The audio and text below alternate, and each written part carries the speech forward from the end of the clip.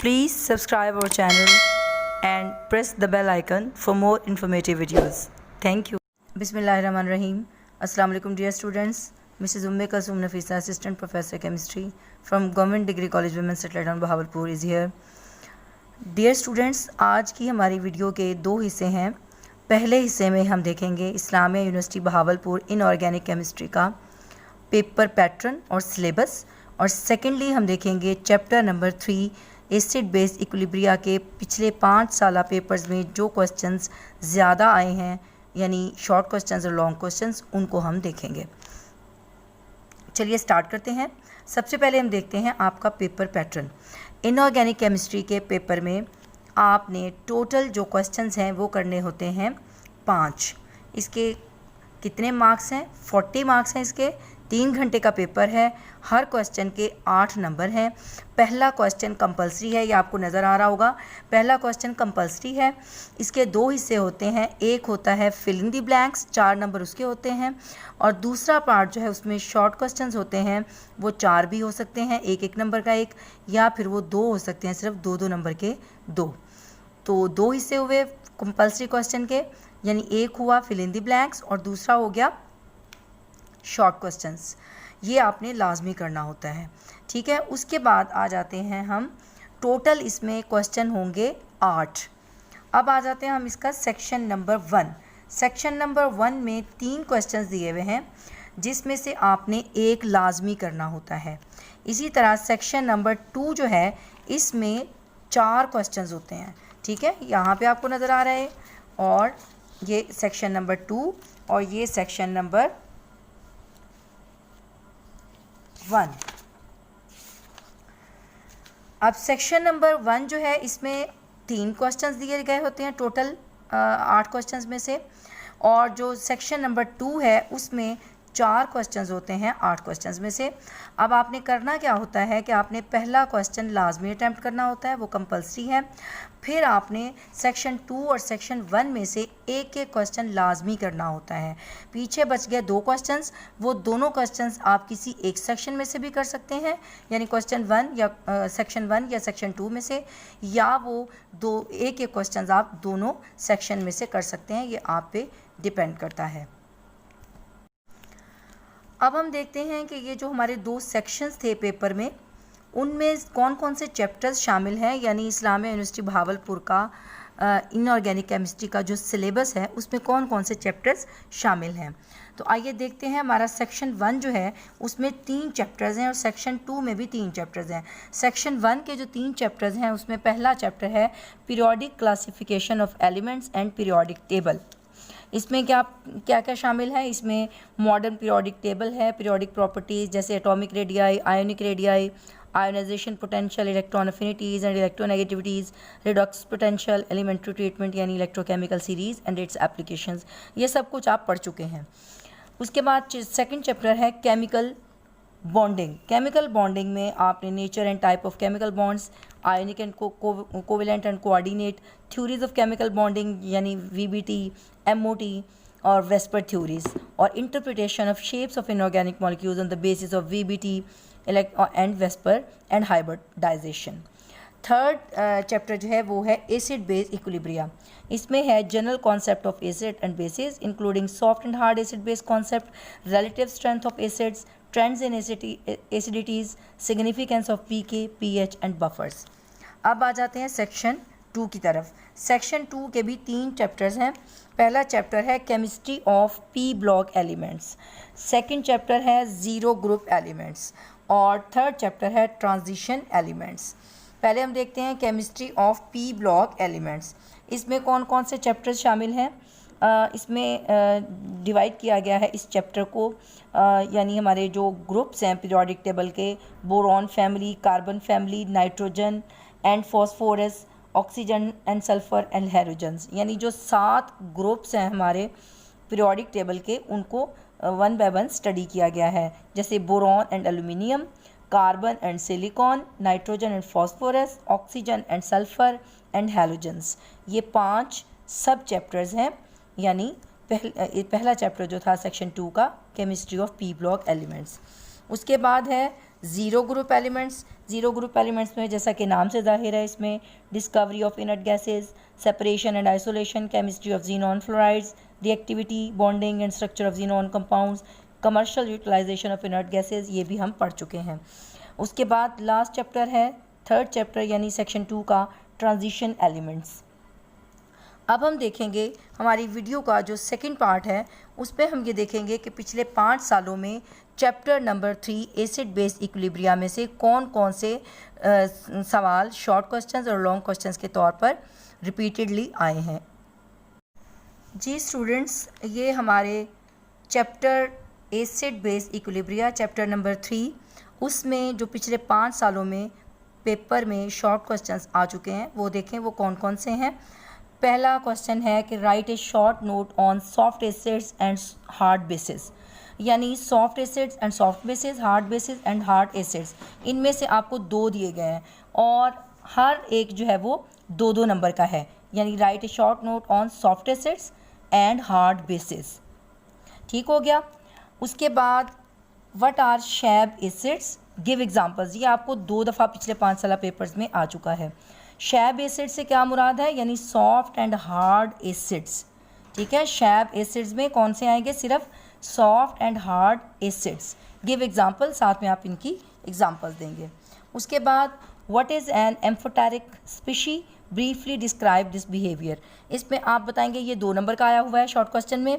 अब इसका मतलब क्या है, एम्फोटेरिक स्पीशीज़ क्या होती हैं, जो कि एसिड और बेस दोनों के तौर पर रिएक्ट करती हैं, यानी जब वो बेस के साथ रिएक्शन करें तो वो एसिड बन जाती हैं, एसिड के साथ रिएक्शन करें तो वो बेस के तौर पे बिहेव करती हैं। उसकी हमने एग्जांपल्स के साथ इसको एक्सप्लेन करना है। इसकी एग्जांपल बहुत सारी हैं, यहाँ पे जिंक ऑक्साइड की भी एग्जांपल दे सकते हैं और भी बहुत सारी एग्जांपल्स हैं। व्हाट इज़ लेवलिंग इफेक्ट, ये भी आपको 2 नंबर का क्वेश्चन आया हुआ है और ये 2 मरतबा आया हुआ है। ये जो मैंने ब्लैक से सर्कल किया हुआ है, इसका मतलब है कि इतनी दफ़ा पिछले 5 साल पेपर्स में आ चुका है। उसके बाद एक और शॉर्ट क्वेश्चन है कि write the names and formulae of oxy acids of chlorine. ठीक है, ये भी आप कर चुके हैं, इसमें आपने उनके सिर्फ नेम्स बताने हैं और उनके फार्मूलाज बताने हैं। उसके बाद ये जो शॉर्ट क्वेश्चन है कि sodium oxide and sodium amide attain the same basic strength in water, explain.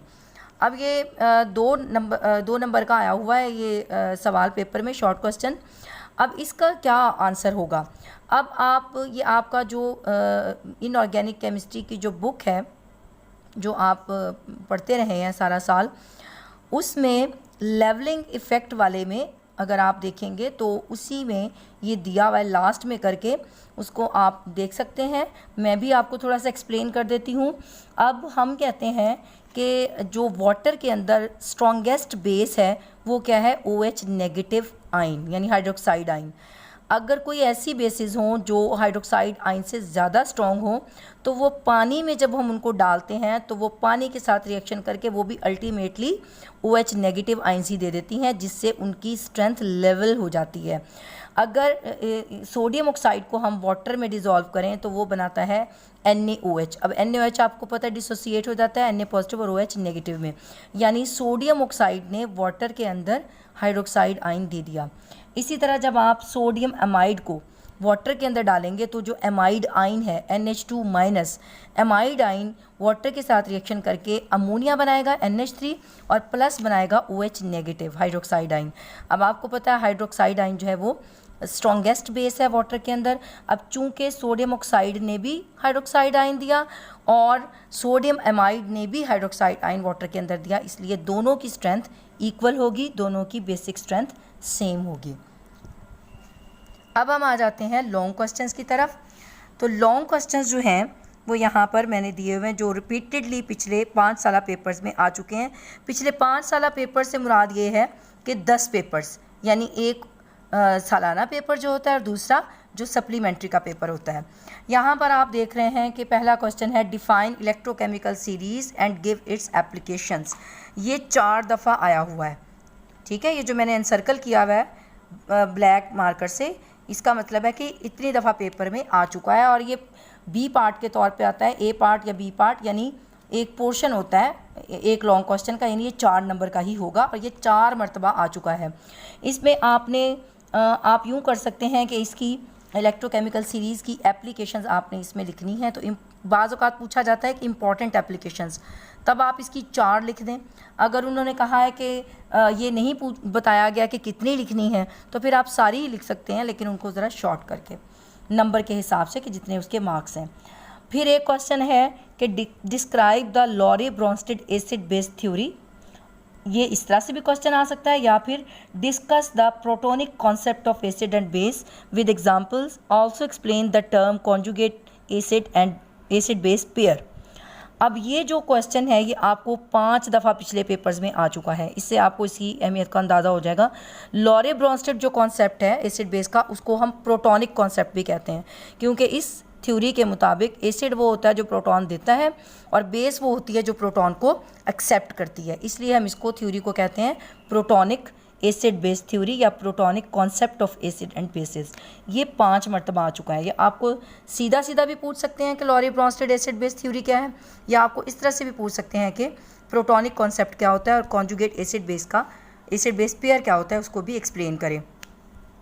फिर एक सवाल आया है, what do you know about buffers, या व्हाट आर बफर्स, या व्हाट आर इट्स एप्लीकेशंस। ये भी इस सवाल में पूछा जाता है, what are its applications, what do you know about buffers. इसमें आप बफर्स का एक्शन बताएंगे और बफर्स की एप्लीकेशंस, अगर आपको कहा जाता है एप्लीकेशंस बताएं तो फिर आप उसकी एप्लीकेशंस भी बताएंगे। ये सवाल आपको बफर्स वाला 4 मरतबा आ चुका है पिछले पास्ट पेपर्स में।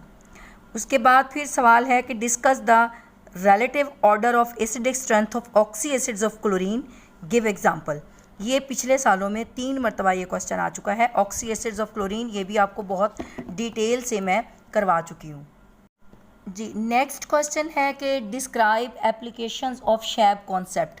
अब इसमें soft and hard acid base concept में इसकी जो शैब की एप्लीकेशंस दी हुई हैं वो आप करेंगे। ये भी आपको 4 नंबर की आती हैं और ये पिछले 5 साल पेपर्स में 4 मरतबा ये क्वेश्चन आ चुका है। इसमें भी आप बखूबी जानते हैं कि इसकी जो एप्लीकेशंस हैं। डिफ़ाइन विद एन एग्जांपल, ये क्वेश्चन एक दफ़ा पेपर में आया हुआ है। इसमें उन्होंने 4 नंबर का सवाल है और 4 ही इसमें डेफिनेशंस हैं। उसमें आपने एग्जांपल्स के साथ इनको वाजे करना है कि conjugate acid and conjugate base, levelling effect, buffer solutions और सॉफ्ट एसिड्स। ये एक दफ़ा पेपर में आया हुआ है, इसमें सारी चीज़ें ही आ गई हैं। फिर है discuss the Lewis concept of acid and basis by giving example.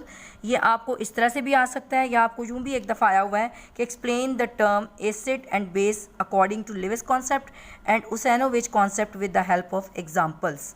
अब ये क्वेश्चन आपको 2 मरतबा आ चुका है। इसमें लिविस कॉन्सेप्ट आपने बताना है, डिटेल से उसमें बताना है कि इसमें एसिड लिविस एसिड्स कौन से होते हैं, लिविस बेसिस कौन सी होती हैं, और डिटेल से इसको आप एक्सप्लेन करेंगे क्योंकि ये 4 नंबर का सवाल आएगा आपको। उसके बाद नेक्स्ट है कि describe the common features of hard and soft acid and basis. अब इसकी जो शैब की एप्लीकेशंस हैं वो एक अलग से टॉपिक है, अलग से सवाल आता है, और जो फीचर्स हैं hard and soft acid and basis के वो अलग से एक टॉपिक दिया हुआ है। ये भी आप कर चुके हैं। ये आपका पिछले 5 साल पेपर्स में ये आपको 3 मरतबा आ चुका है। इसी तरह describe acids and bases using the Lux Flood and Usanovich concept, ये भी 3 मरतबा आ चुका है। ये आपको इकट्ठे ही आते होते हैं क्योंकि ये दोनों शॉर्ट हैं। प्रोटोनिक कॉन्सेप्ट भी आपको पूरा ही आता है क्योंकि वो ज़रा लेंथी है, लिविस कॉन्सेप्ट भी ज़रा लेंथी है, लेकिन ये जो उसानोविच और लक्स फ्लड हैं ये छोटे हैं, इसलिए ये आपको इकट्ठे ही आते हैं। तो ये 4 नंबर का होगा, 2 नंबर इसके लक्स फ्लड के और 2 नंबर इसके उसानोविच कॉन्सेप्ट के। उसके बाद आपका एक क्वेश्चन आया हुआ है कि describe define redox potential, how feasibility of a chemical reaction is determined with it. इसमें आपने क्या लिखना है, सबसे पहले आपने डिफाइन रिडॉक्स पोटेंशियल को डिफाइन करेंगे क्योंकि ये 4 नंबर का सवाल है आता है आपको। तो 4 नंबर के सवाल में से 1 नंबर इस डेफिनेशन का होगा और 3 नंबर होंगे how feasibility of a chemical reaction is determined with it. इसमें आप क्या बताएंगे, आपने इसमें इलेक्ट्रोकेमिकल सीरीज़ की जो एप्लीकेशंस हैं, इलेक्ट्रोकेमिकल सीरीज़ की जो एप्लीकेशंस हैं उसमें जो तीसरे नंबर पे एप्लीकेशन दी हुई है spontaneity of A redox reaction, वो आपने पूरा टॉपिक विद एग्जांपल इसमें लिखना होगा। ठीक है, क्लियर हो गया। उसके बाद एक है व्हाट इज़ लेवलिंग इफेक्ट। ये शॉर्ट क्वेश्चन में भी आपको आ जाता है और आपको लॉन्ग में भी आता है। शॉर्ट में अगर आपको आता है ये 4 मरतबा आ चुका है पिछले 5 साल पेपर्स में। तो अगर आपको ये लॉन्ग क्वेश्चन में आता है, फिर आपने इसको डिटेल वाइज लिखना है, लेवलिंग इफेक्ट को कि बेसिस कैसे लेवल होती हैं वाटर के अंदर, और एसिड किस तरह से लेवल होते हैं और लेवलिंग इफेक्ट से क्या मुराद है, डिटेल से लिखेंगे। इसके 4 नंबर हैं। तो डियर स्टूडेंट्स, ये था हमारा आज का लेक्चर, आज की वीडियो, जिसमें हमने ये देखा कि Islamia university Bahawalpur inorganic chemistry का पेपर पैटर्न क्या होता है, उसका सिलेबस क्या है, और सेकेंडली हमने ये देखा कि पिछले 5 साल पेपर्स में chapter number 3 acid base equilibrium में से कौन कौन से इंपॉर्टेंट क्वेश्चंस रिपीटेडली आए हैं। अगर आपको इस सिलसिले में कोई भी कन्फ्यूजन हो तो आप व्हाट्सएप ग्रुप में सवाल कर सकते हैं, आप इसी चैनल के कमेंट सेक्शन में जाकर भी सवाल पूछ सकते हैं। Dear students, thank you and अल्लाह हाफिज़।